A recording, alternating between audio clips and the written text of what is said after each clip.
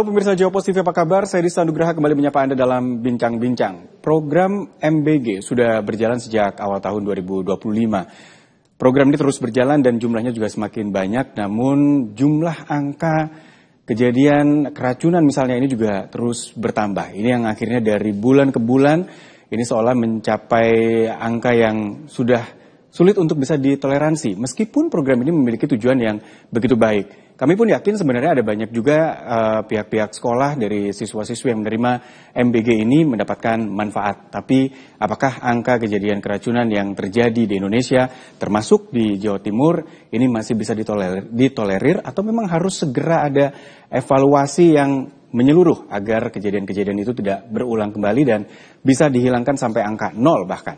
Kami bahas dalam Bincang-Bincang pemirsa, tapi kami hadirkan tayangan yang berikut ini terlebih dahulu.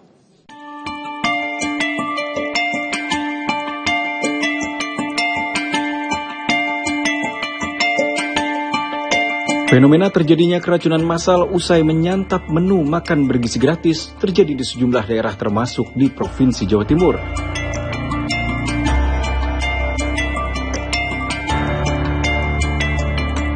Menyikapi temuan ini, Wakil Gubernur Jawa Timur Emil Elistianto Dardak mengaku jika Pemprov Jatim telah mengantongi data dan masih menunggu instruksi pusat untuk tindak lanjut.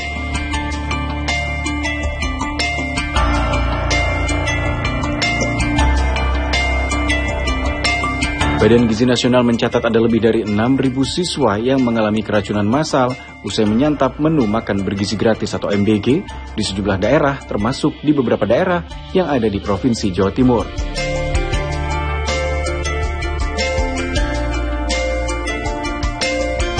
Temuan fenomena keracunan massal ini pun dibenarkan oleh Wakil Gubernur Jawa Timur Emil Elistianto Dardak.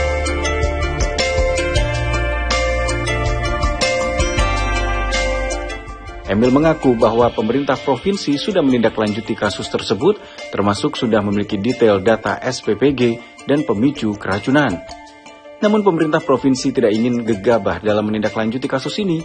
Mantan Bupati Trenggalek ini menyebut jika saat ini pemerintah Provinsi Jawa Timur masih menunggu instruksi dari pusat.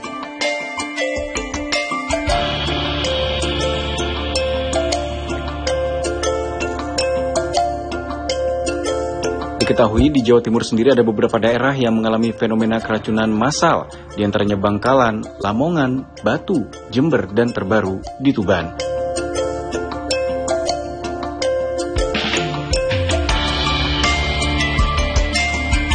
Lantas bagaimana tanggapan para ahli terkait dengan fenomena ini? Kita bahas dalam Bincang-Bincang.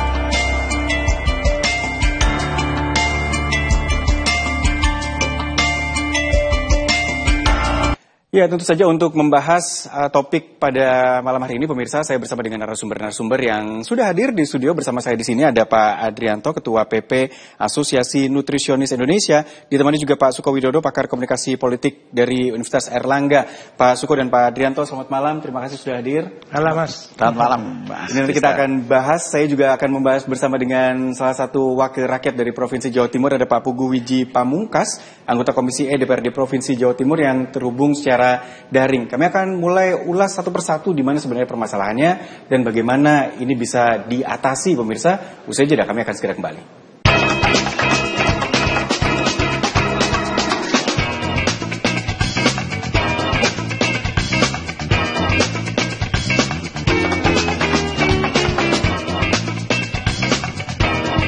Ya, memang kalau bicara terkait dengan program MBG, lebih banyak pemberitaan terkait dengan kejadian-kejadian makanan tidak layak dikonsumsi.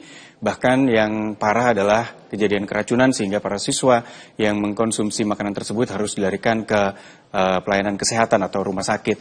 Sebenarnya apa yang menjadi permasalahan, meskipun beberapa pihak mengklaim, BGN dan sebagainya sempat mengklaim juga bahwa kejadiannya masih secara persentase cukup kecil, tapi sebenarnya apakah ini masih bisa ditolerir atau harus ada evaluasi menyeluruh? Saya coba ke Pak Adrianto dulu nih, Pak Adrianto sebagai Ketua PP Asosiasi Nutrisionis Indonesia.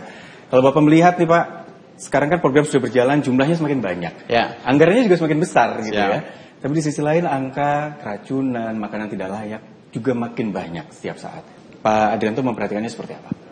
Ya, kalau seandainya secara epidemiologi itu yang dulunya tidak ada menjadi ada, termasuk keracunan makanan, ya bisa kita sebut sebagai kejadian luar biasa. Tapi angka kejadian keracunan ini memang tidak bisa dilihat dari satu sisi, ya harus terintegrasi, harus komprehensif, holistik dan sebagainya memandangnya, karena bisa jadi persoalan keracunan itu penyebabnya banyak, ya bisa jadi proses pemasakannya, ya kalau sudah ngomong proses pemasakannya, ketika proses masaknya tidak benar, ya kita benahi proses pemasakannya itu, atau mungkin bahannya juga, ya dari bahannya bisa jadi sudah kualitasnya sudah tidak pas, kalau dikonsumsi juga tidak bagus, atau pada saat proses ketika pengepakannya, pengemasan dan sebagainya, ini perlu kita pelajari ya, sehingga saya sering sekali menyatakan bahwa kejadian luar biasa ini mari kita jadikan momentum di mana semua pihak harus bisa mengevaluasi gimana caranya supaya tidak terjadi semacam ini. Ya, jadi sudah bukan saatnya lagi kita saling menyalahkan persoalan ini, tapi yang jelas titik temunya di mana terjadi keracunan. Saya kasih contoh sederhana saja, persoalan yang sekarang mengarah kepada keamanan makanan itu ya, gitu ya. Jadi misalkan contohnya begini, kalau seandainya misalkan mereka bekerja untuk masak sekitar 3.000-4.000 porsi, kemudian proses pemasakannya itu dimulai katakanlah setelah maghrib atau setelah isya ya, jam 7 malam. Kemudian proses masakannya itu memasak nasinya, sayur dan sebagainya, kemudian selesai subuh misalkan. Nah, kemudian disajikannya, didistribusikan kepada yang bersangkutan jam 10 pagi misalkan. Nah ini harus kita lihat dalam keadaan panas apapun juga, nasi dan kemudian apapun juga, ketika di packing, apalagi ada wrappingnya, ya ada plastiknya begitu, atau tertutup rapat, begitu, maka panas tersebut akan menjadi mengeluarkan uap air, kemudian karena tertutup itu menjadi air. Padahal perkembangan bakteri, media perkembangan bakteri yang paling disuka oleh bakteri tersebut, tidak tahu adalah Escherichia coli atau Salmonella atau apapun juga, itu percepatannya di dalam teori itu bahkan sampai 500 kali lebih cepat perkembangannya kalau hanya ada air. Karena tidak bisa keluar, kemudian kena tutup, kemudian itu. Maka sebenarnya bahannya sudah bagus, ya proses pemasakannya sudah tepat, ahlinya juga sudah ada dan sebagainya. Tapi mungkin yang ditutup, wah daripada nanti buka dan seterusnya itu. Sehingga pada saat subuh tadi sampai jam 10, maka percepatan bakteri itu menjadi muncul, dan ketika dibuka sampai kepada anaknya, gitu ya. Meskipun sebagian juga diambil food sample supaya dimasukkan ke lemari es, kalau ada apa-apa bisa diperiksa, gitu ya. Tapi yang paling penting pada saat itu bakteri sudah ada di situ, dan ketika masuk mungkin karena begitu banyaknya, gitu ya, guru juga tidak bisa melihat semacam itu, langsung dikonsumsi. Nah ini persoalan-persoalan yang barangkali saya sampaikan adalah persoalan teknis.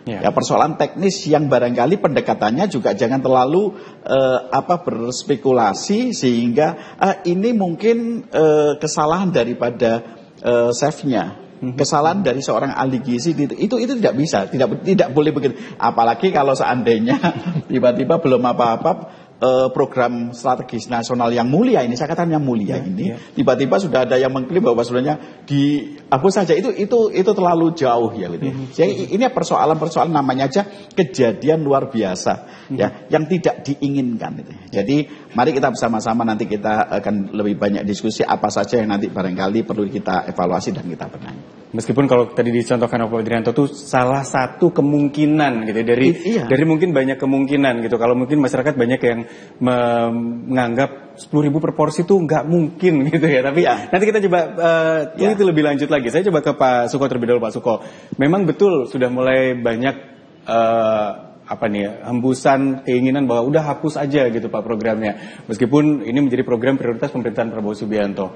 Bahkan kejadian-kejadian keracunan yang menimpa para siswa yang sudah semakin angkanya menunjukkan ribuan ini sudah dianggap sudah kelewatan gitu. Pak Suko sendiri melihat kebijakan ini harus seperti apa? Ya, kejujuran, transparan dan ya mempersoalkan itu secara terbuka saya kira menjadi kunci pentingnya. Bahwa di sana sini ada kekurangan itu kita pahami. Tapi jauh lebih dari itu adalah bagaimana tindak lanjut atas kondisi itu. Jadi ada kecepatan untuk mengantisipasi dalam konteks pengetahuan komunikasi kesehatan itu ada namanya B-proses. Memang saya menganggap bahwa langkah ini, mohon maaf, agak tergesa-gesa.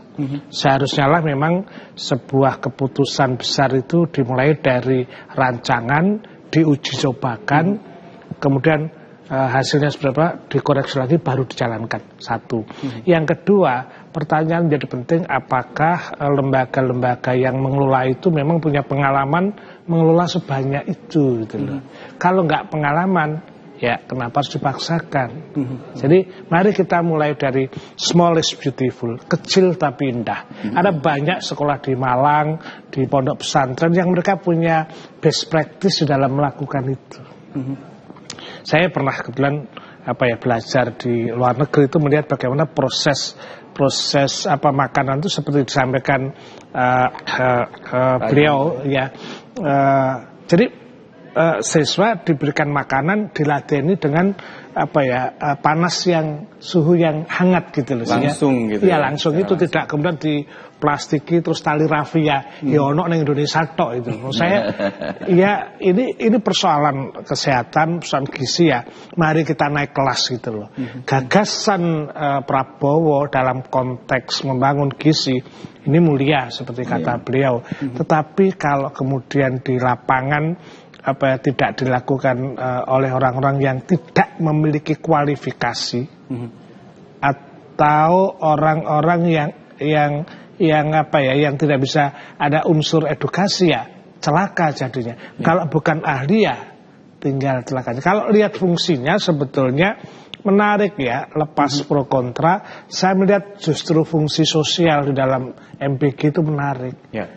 Jadi anak-anak tidak sekedar makan, tapi saya bercakap-cakap, ketemu dengan temannya, ijol-ijolan tempe, itu kemesraan yang selama ini hilang. Daripada dia main gadget, mending dia royan tempe karo kanca, itu kan menyenangkan. Makan bersama gitu ya. Tapi ya itu lagi, seleksi terhadap orang yang mengelola itu, dan sebaiknya memang tidak dimulai secara masif, tapi dari bawah tumbuh cocok baru dilakukan.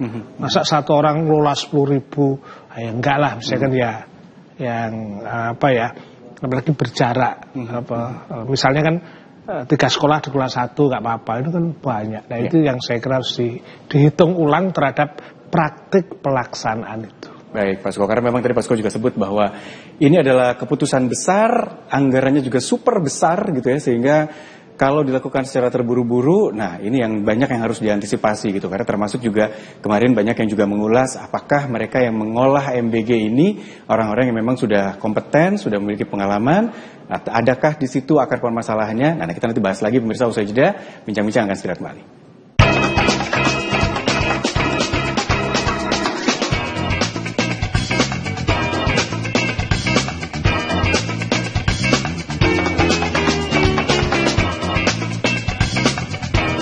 Kembali di bincang-bincang, pemirsa masih membahas terkait dengan MBG. Ini terjadi di banyak wilayah di Indonesia, meskipun memang tidak bisa dikatakan seluruh wilayah terjadi, tapi memang cukup banyak. Termasuk di Jawa Timur pun terjadi di beberapa wilayah. Bahkan beberapa sekolah memutuskan untuk menghentikan terlebih dahulu program MBG seperti yang kami dapatkan datanya di Batu. Beberapa kejadian juga sempat terjadi di Madura. Nah, saya ingin mengetahui bagaimana tanggapan dari Wakil Rakyat Provinsi Jawa Timur. Saya bersama dengan Pak Pugu Wiji Pamungkas, anggota Komisi E DPRD Provinsi Jawa Timur yang terhubung secara daring. Pak Pugu, Assalamualaikum warahmatullahi wabarakatuh.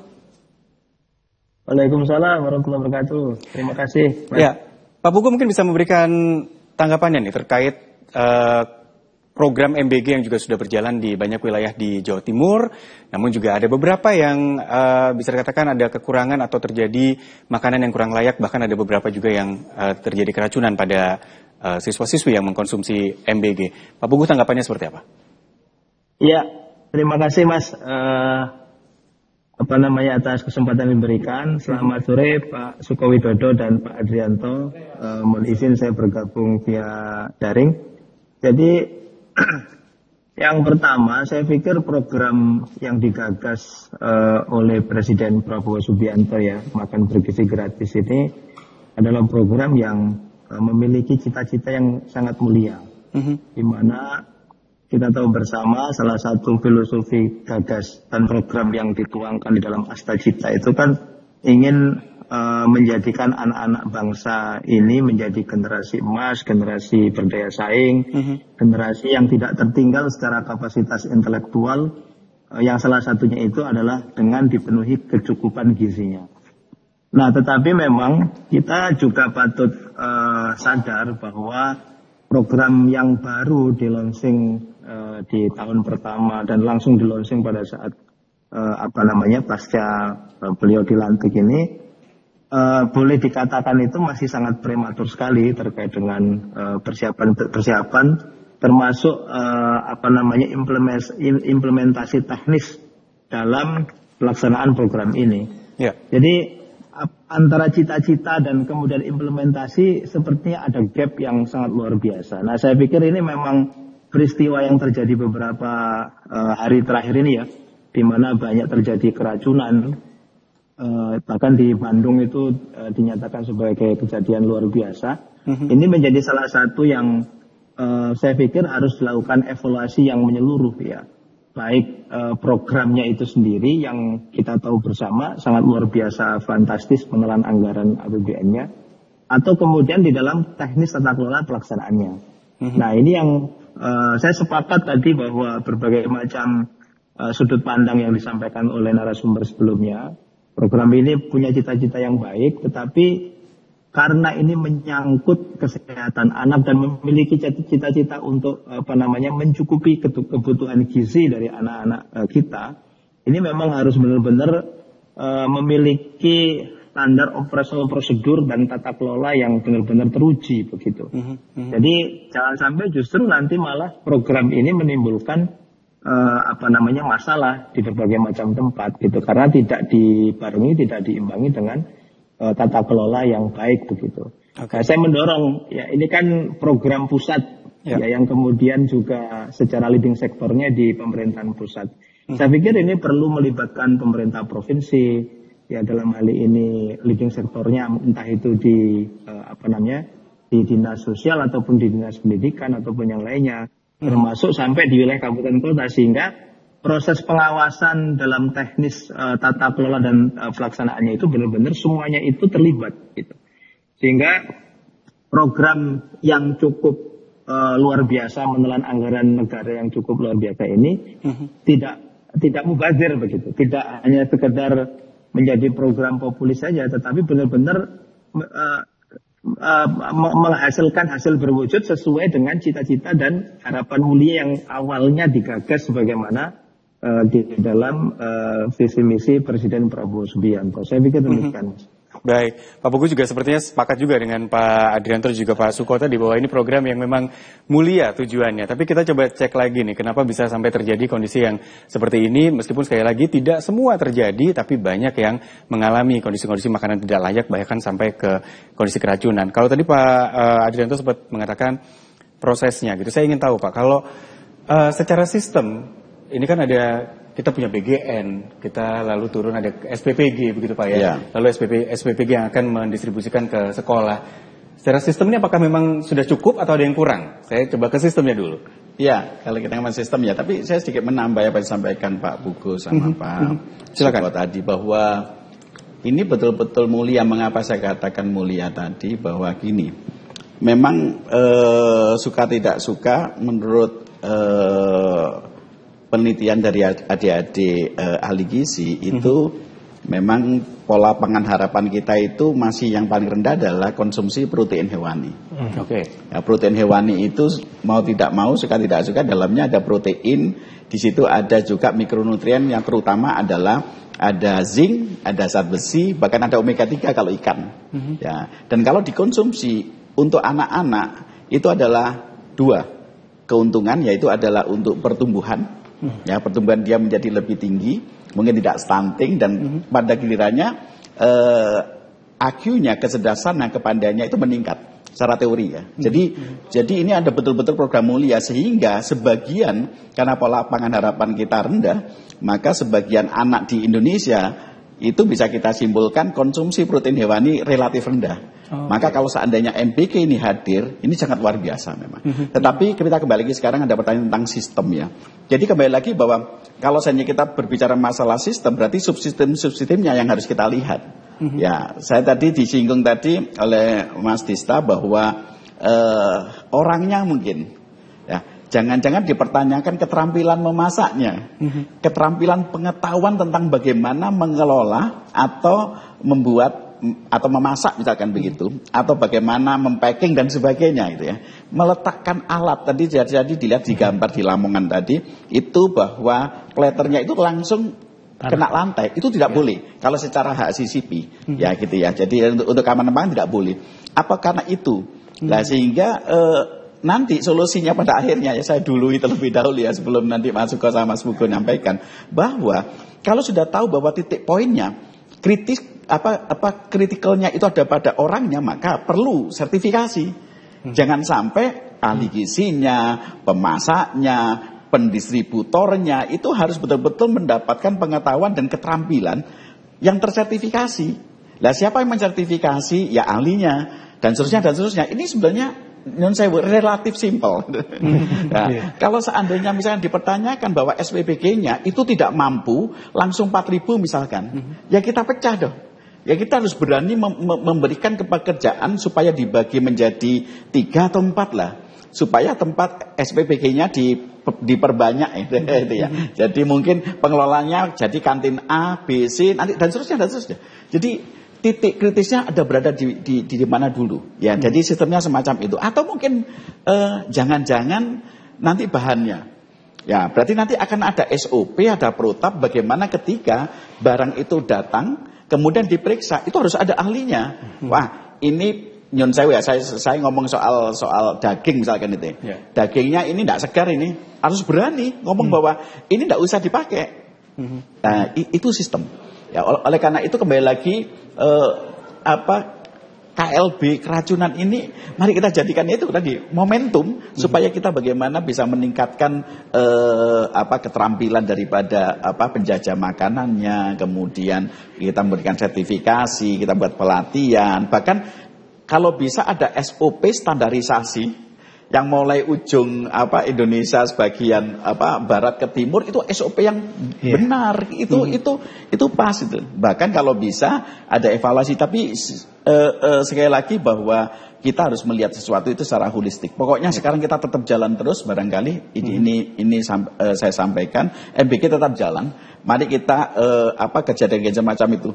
Jika kalau ada salah satu pejabat misalkan menyatakan bahwa kejadian keracunan ini menjadi hal yang biasa, sebenarnya juga kurang pas ya. Ya kenapa? Karena kita bisa memitigasi itu dan ya gitu ya sih. Tetapi kalau itu ada kejadian juga bukan berarti bahwa itu SPBG-nya ditutup. Kemudian ahli gizinya dipecat. Jangan dulu semacam itu. Jadi kita lihat dengan hati-hati. Mungkin itu Mas Dista. Itu yang memang dikatakan perlu segera ada evaluasi yang konkret gitu ya. Tapi evaluasinya gimana? Siapa yang mengevaluasi? Apakah Presiden Prabowo Subianto juga harus langsung melihat gitu kondisi-kondisi negatif dari program MBG ini, atau memang dari sisi mana yang harus dievaluasi dan bagaimana peran pemerintah daerah juga terhadap program pemerintah pusat yang berjalan di daerah ini? Kami akan lanjutkan usai jeda pemirsa, kami akan segera kembali.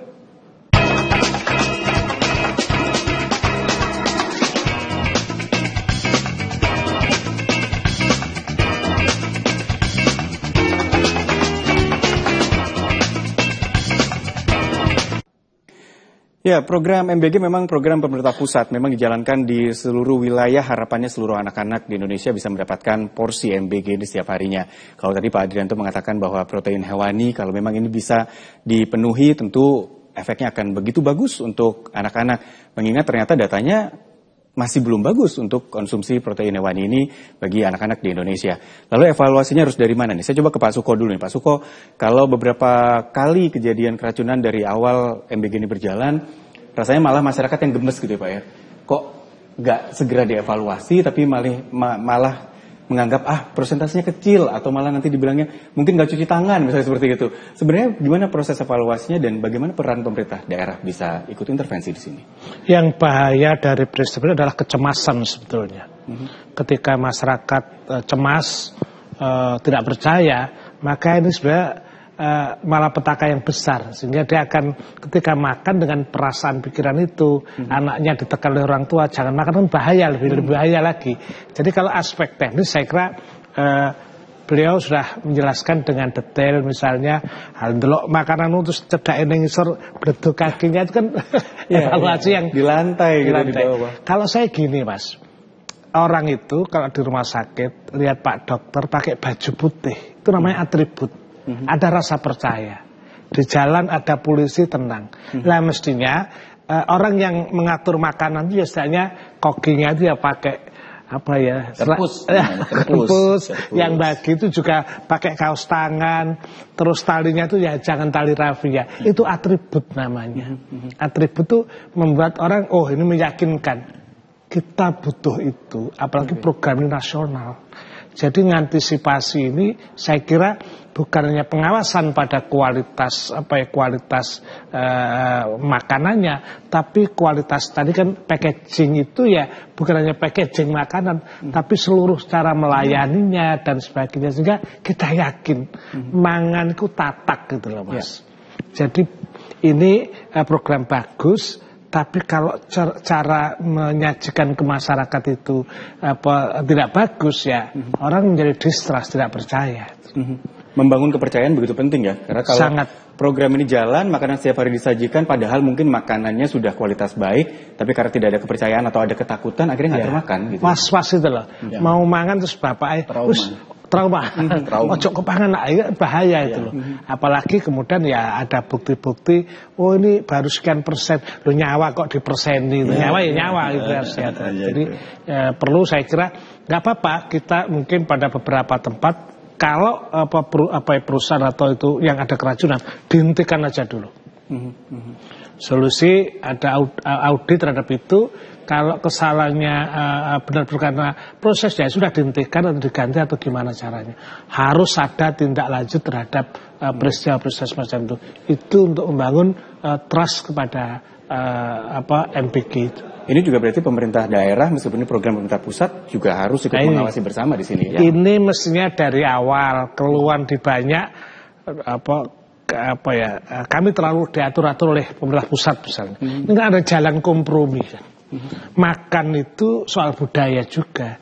Cara Jawa, cara Madura, cara Papua, jenisnya itu juga beliau yang ahli ya. Tapi menurut saya itu juga penting Mas. Penting juga. Jadi makan itu bukan sekedar memasukkan zat-zat gizi ke tubuh, tapi ada sosial, ada aspek kultur yang saya kira itulah kenapa bahwa desentralisasi, otonomi daerah terhadap makan bergizi ini menjadi penting juga.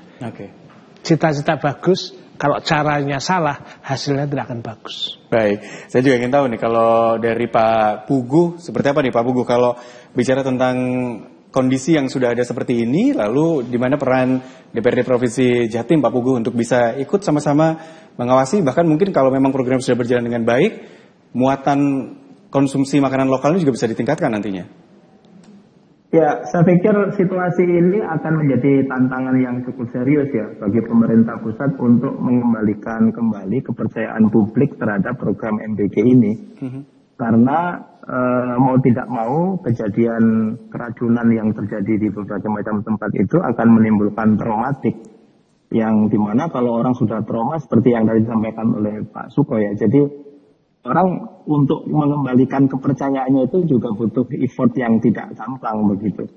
Nah, saya pikir apalagi di tengah-tengah kita ini sekarang hidup di era echo chamber ya, ada media sosial, ada citizen journalism yang begitu gampang memviralkan sesuatu dan ini menjadi kita jadinya masyarakat itu nggak mengerti sebenarnya duduk permasalahan dan sebagainya itu seperti apa, sehingga itu memperparah derajat traumatiknya masyarakat terhadap program MBG ini. Maka menurut saya memang pemerintah harus segera mengambil langkah cepat ya terkait dengan peristiwa ini. Jadi tidak hanya sekedar memberikan janji penuntasan atau menyelesaikan masalah atau hanya sekedar retorika dalam mensikapi situasi ini, tetapi benar-benar harus dilakukan langkah-langkah strategis dan taktis untuk menyikapi masalah ini ya. Kalau tadi disampaikan ada beberapa hal, ya paling tidak ada, kalau menurut saya paling tidak ada 5 yang harus dilakukan oleh pemerintah. Yang pertama, perbaiki tata kelola. Jadi mulai dari yang sekarang, kalau kemarin Menko Pak Zulhas itu menyampaikan hanya 1 poin ya yang saya tangkap itu terkait dengan SLHS misalkan. Saya pikir tidak cukup SLHS ya. Sertifikat higienis dan sanitasi, tetapi juga mulai dari transportasinya, kemudian bangunannya dan sebagainya itu memang harus benar-benar sesuai standar. Lalu kemudian tadi juga disinggung terkait dengan SDM. Jadi SDM yang tersertifikasi, yang memang sudah benar-benar memang sesuai dengan kriteria sebagai penyaji, sebagai tukang masak dan sebagainya di SPPG itu memang harus benar-benar sesuai begitu. Jadi tidak seperti yang kita lihat seperti sekarang ini. Saya beberapa hari kemarin lihat di daerah Gresik itu melihat menyiapkan di SPPG itu menyiapkannya kayak orang mau hajatan itu loh. Yang di kampung itu kan orang lagi ngumpul tetangga-tetangga ngupasin kacang, ngupasin tomat. Jadi kayak seperti itu ya. Ini kan bagaimana tidak menimbulkan kontaminasi bakteri dan sebagainya. Kemudian saya pikir program ini harus fokus ya. Jadi kalau niat pertama itu adalah ingin menaikkan derajat gizinya anak-anak bangsa, ini harus yang mau dimulai itu di mana dulu. Jadi menurut saya memang nggak bisa langsung di semua tempat di seluruh wilayah Indonesia diterapkan program ini karena terlalu luas ya lokusnya menurut saya.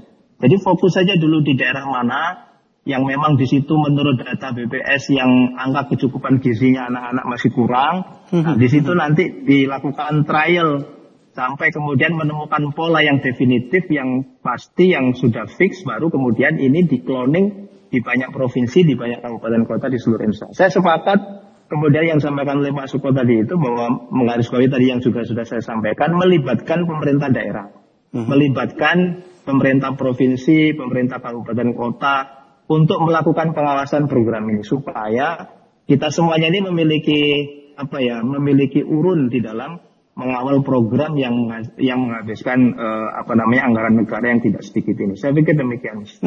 Baik, terima kasih Pak Bugu. Nanti kami akan lanjutkan lagi. Pemirsa, saya harus jeda terlebih dahulu. Bincang-bincang akan segera kembali.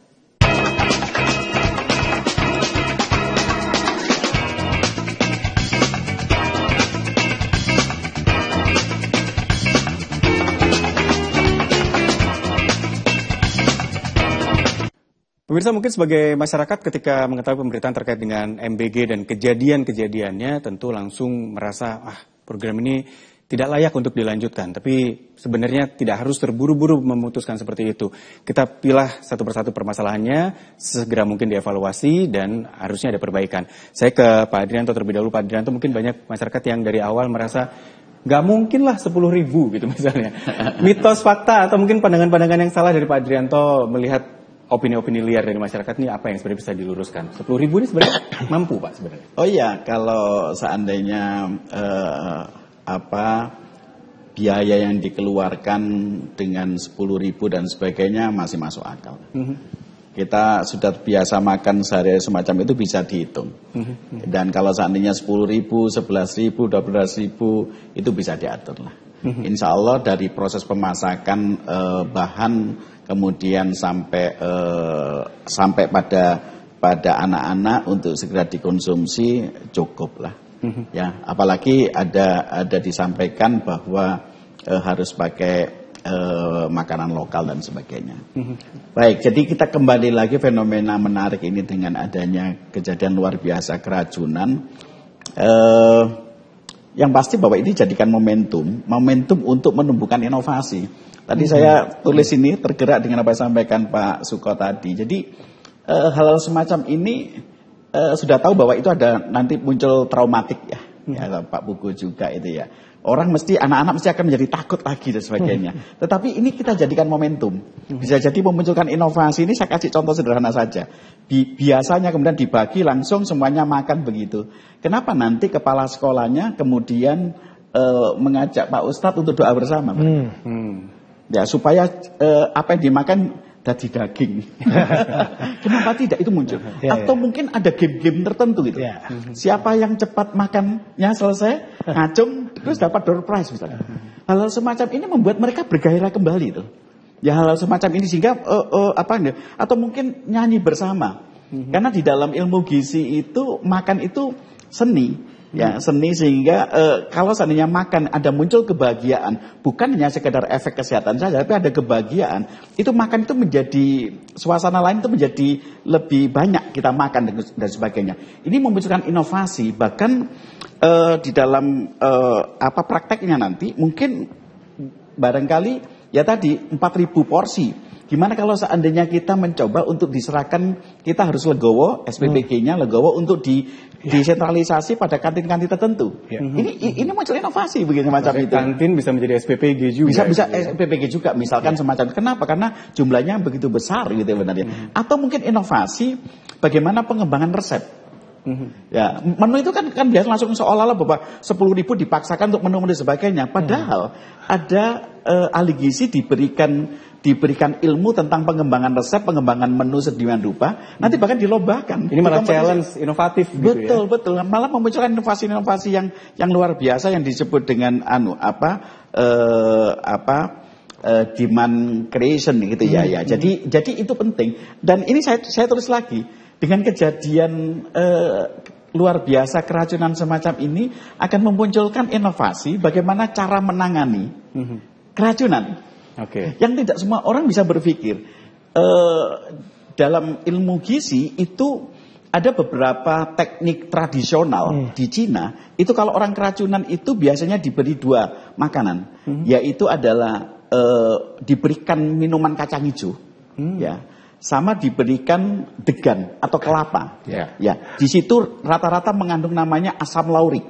Asam laurik itu sangat bagus untuk segera membuang racun yang di situ, bakteri dan sebagainya, kemudian ditekan mual mutahnya. Ya. Atau mungkin barangkali ada salah satu dokter spesialis apa kali itu ya, kalau kali itu kemudian bagaimana posisi kalau orang mual mutah. Ya, saya juga tidak ada ahli, saya tidak ahli ya Mas Sista. Tetapi ini memunculkan sebuah inovasi.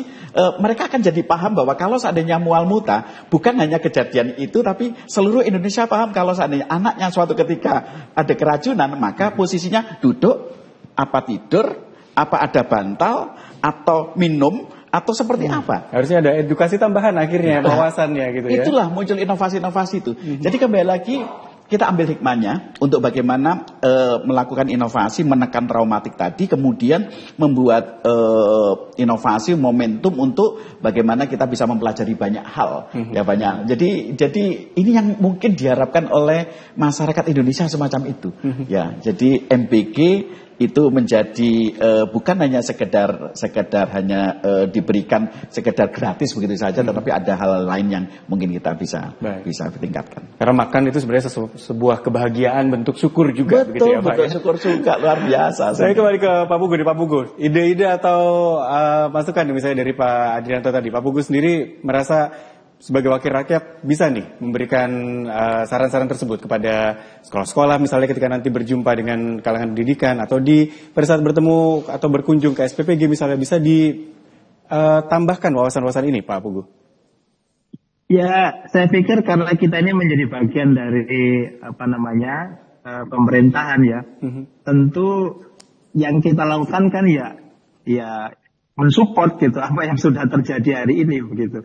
Nah, kalau dikatakan apakah nanti bisa memberikan masukan-masukan, saya pikir ya selagi itu menjadi ranah yang tidak menyalahi aturan ya sesuai dengan ketentuan hukum, hierarki kebijakan dan komunikasi, saya pikir itu bisa kita lakukan. Tetapi memang secara garis koordinasi kan kita ini tidak ada kewenangan khusus yang bisa melakukan pengawasan ataupun evaluasi terkait dengan tata laksana SPPG ataupun MBG ini, Mas. Jadi yang tadi saya maksud bahwa ke depan saya pikir melibatkan pemerintah daerah ini menjadi satu hal yang penting menurut saya ya dalam konteks pengawasan. Ya, bukan dalam konteks membebani anggaran ya, karena kita ini daerah ini sudah transfer keuangan daerah kan dikurangi dari hampir 1.000 triliun sekarang tinggal 600-an dan hari ini hampir semua provinsi, kabupaten, kota sedang mengalami lemah fiskal ya. Nah, tetapi dalam konteks pengawasan saya pikir memang menurut saya wajib melibatkan pemerintah daerah ya supaya program ini bisa benar-benar kita kawal seksama gitu. Jadi tidak kemudian bias gitu dalam implementasi ataupun pelaksanaannya sehingga sesuai dengan apa yang diharapkan dan dicita-citakan bahwa ini untuk menaikkan level gizi, untuk menaikkan daya saing anak-anak, untuk kemudian meningkatkan kapasitas intelektual anak-anak karena mereka tercukupi gizinya. Saya pikir begitu, Mas. Baik, Pak Pugu. Saya masih punya satu segmen berikutnya, pemirsa, untuk membahas lebih lanjut terkait dengan topik ini. Usai jeda, kami akan segera kembali untuk Anda.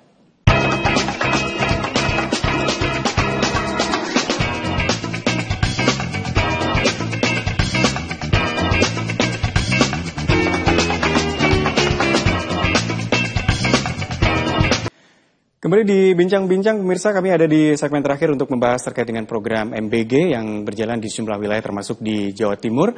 Dan saya ingin langsung ke Pak Suko nih. Pak Suko, kalau bicara tentang secara sisi politis tentu ini adalah program unggulan dari pemerintah Prabowo Subianto. Sementara dari sisi kenyataan atau berjalannya di lapangan ada beberapa ganjalan-ganjalan begitu, Pak.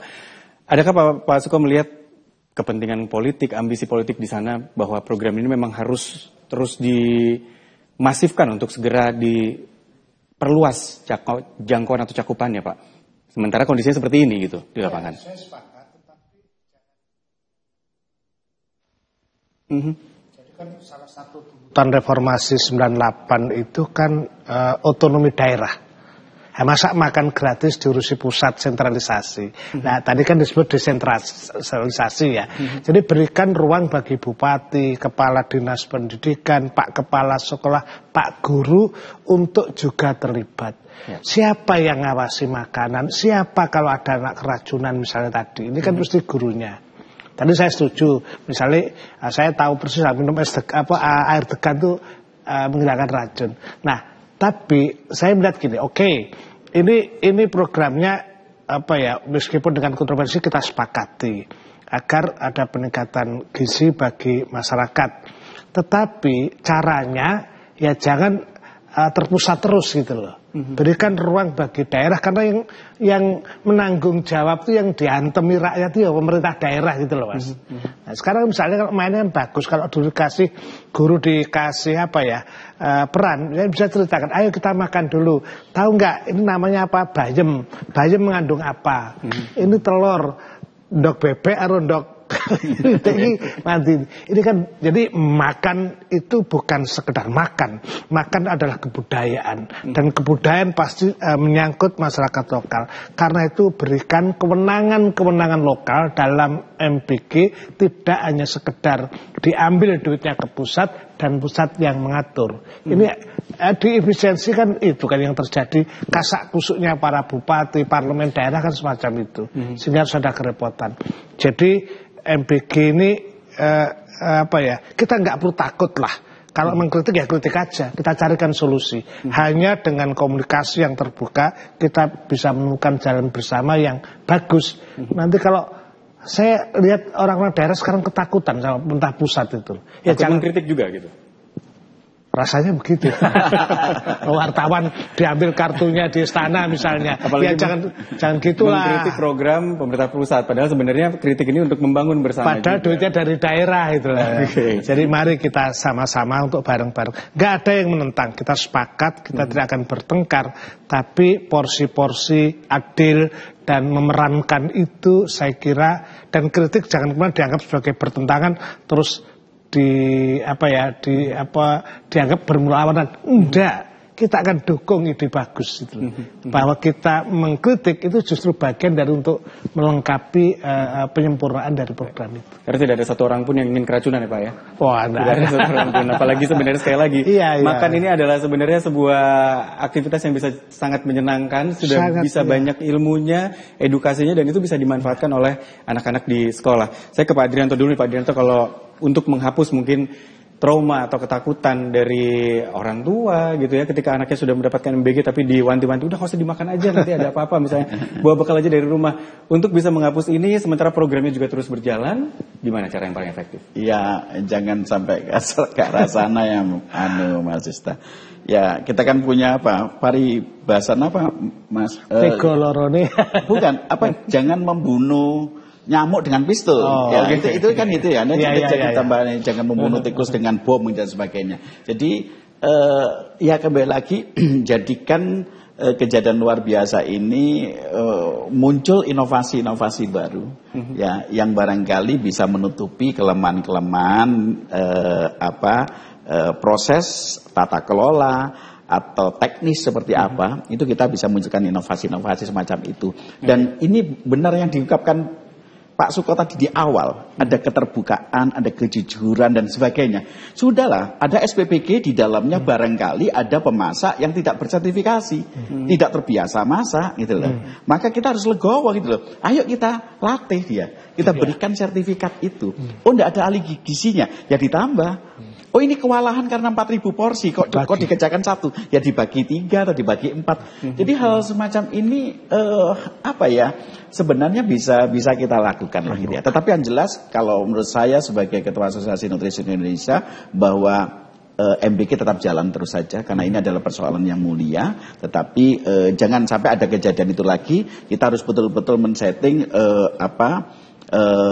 merencanakan lebih abdol lagi. Dan saya titip juga barangkali Badan Gizi Nasional itu juga dalam evaluasi ini juga terbuka. Pakar-pakar, ahli-ahli langsung aja diskusikan, dan kita mendengar, nah nanti akan jadi hal yang positif. Oke, harapannya seperti itu. Harapannya saya minta mungkin tanggapan terakhir nih dari Pak Pugu. Pak Pugu terkait dengan program MBG yang memang sebaiknya terus dijalankan tapi jangan ada lagi keracunan misalnya. Pak Pugu punya langkah apa sebagai anggota Dewan nantinya? Ya, saya pikir di beberapa negara yang sudah menerapkan program sejenis MBG ini kan memang butuh proses, Mas ya, butuh waktu, butuh akumulatif trial and error yang mereka sudah lakukan begitu. Artinya ini memang seperti tadi yang saya sampaikan, kita fokus lokus saja. Kalau memang ide dasarnya itu katakanlah MBG ini untuk kemudian menekan prevalensi stunting misalkan, ya sudah berarti fokus di program itu sehingga ini tidak kemudian menjadi program yang langsung dengan anggaran yang cukup besar dan belum ada SOP-nya, belum ada tata laksana yang jelas, sehingga ini menimbulkan kejadian yang di luar prediksi begitu. Nah, kemudian yang kedua saya pikir memang good governance itu harus diterapkan ya. Jadi apalagi sekarang ya dengan kejadian luar biasa ini kan akhirnya merembet itu. Seperti tadi yang seperti singgung, ini ada unsur politis lah, ada unsur apa segala macam. Nah, ini kan jadi menambah derajat public distrust kepada government, kepada pemerintah yang kita tahu akhir-akhir ini juga sedang kurang baik begitu persepsi publik kepada pemerintah. Jadi saya pikir kalau bisa kemudian direm, saya pikir MBG ini harus direm dulu untuk kemudian segera diperbaiki. Fokus di lokus tertentu untuk kemudian dilakukan trial and error sampai menemukan pola terbaik, dan kemudian kalau memang sudah sudah definitif, sudah bisa diuji, sudah bisa dipertanggungjawabkan terkait dengan mekanisme dan tata kelola, baru kemudian diinstal di seluruh wilayah di Indonesia. Saya pikir demikian, Mas. Baik, terima kasih Pak Pugu sudah bersama kami. Pak Pugu Wiji Pamungkas, anggota Komisi DPRD Provinsi Jawa Timur. Terima kasih Pak untuk waktunya, kita jumpa lagi lain waktu. Sehat selalu Pak Pugu. Dan juga terima kasih untuk Pak Suko dan Pak Adrianto sudah bersama saya di studio, yang sama-sama sepakat program ini harus terus dijalankan. Anak-anak juga harus bisa mendapatkan manfaatnya, dan evaluasi harus bisa segera dilakukan karena kita percaya bahwa program yang begitu mulia tujuannya ini harusnya bisa wujudkan, tapi evaluasi juga nggak bisa ditunda lagi karena kita tidak ingin ada anak-anak yang lagi-lagi keracunan karena MBG. Saya Disa Nugraha pamit pemirsa, selamat malam, sampai jumpa.